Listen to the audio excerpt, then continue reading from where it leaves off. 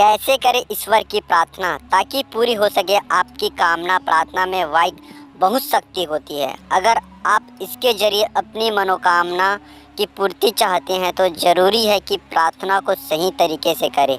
हम अपनी मेहनत और दिमाग से काबिल तो बन जाते हैं, लेकिन कभी कभी कुछ मौक़ों पर हमारी काबिलियत भी हमारे काम नहीं आ पाती। ये ऐसे मौके होते हैं जब कुछ घटनाओं पर हमारा जोर नहीं चलता।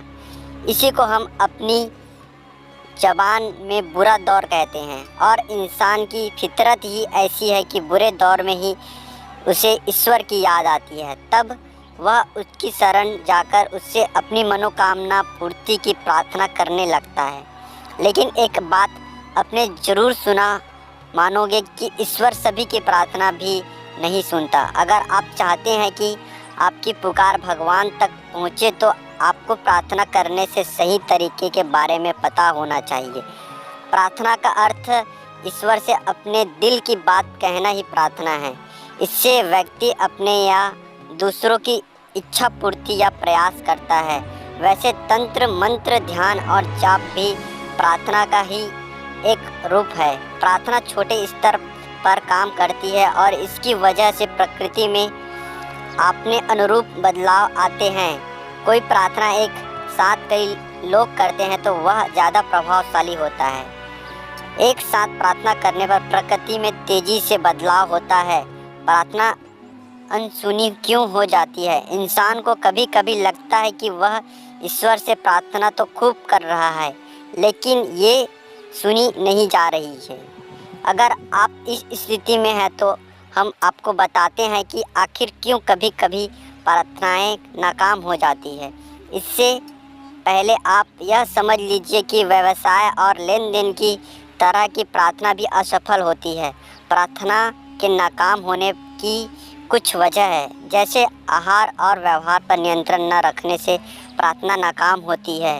माता पिता का सम्मान न करने से प्रार्थना असफल होती है। प्रार्थना के नाकाम होने की कुछ वजहें हैं, जैसे आहार और व्यवहार पर नियंत्रण न रखने से प्रार्थना नाकाम होती है, और माता पिता का सम्मान न करने से प्रार्थना असफल होती है। प्रार्थना से आपकी ही नुकसान हो रहा हो तो प्रार्थना नाकाम हो जाती है। अतार्किक प्रार्थना भी असफलता हो जाती है। प्रार्थना के नियम सही तरीके से ही की गई जीवन में चमत्कारी बदलाव लाती है।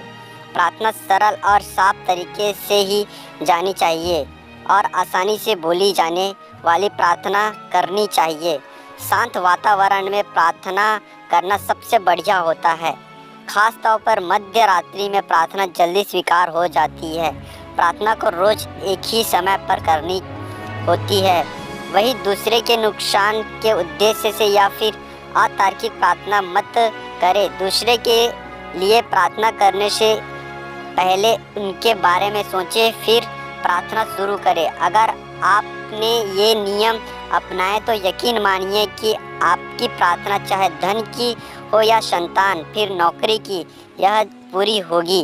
प्रार्थना करने का तरीका आपकी प्रार्थना करने का तरीका आपकी प्रार्थना आपके इष्ट स्वीकार करें। इसके लिए कुछ नियमों के साथ प्रार्थना करनी चाहिए। जाने इन नियमों के बारे में। सबसे पहले एक एकांत स्थान में बैठे, उसके बाद अपनी रीढ़ की हड्डी को बिल्कुल सीधा रखें। फिर सबसे पहले अपने इष्ट गुरु या ईश्वर का ध्यान करें।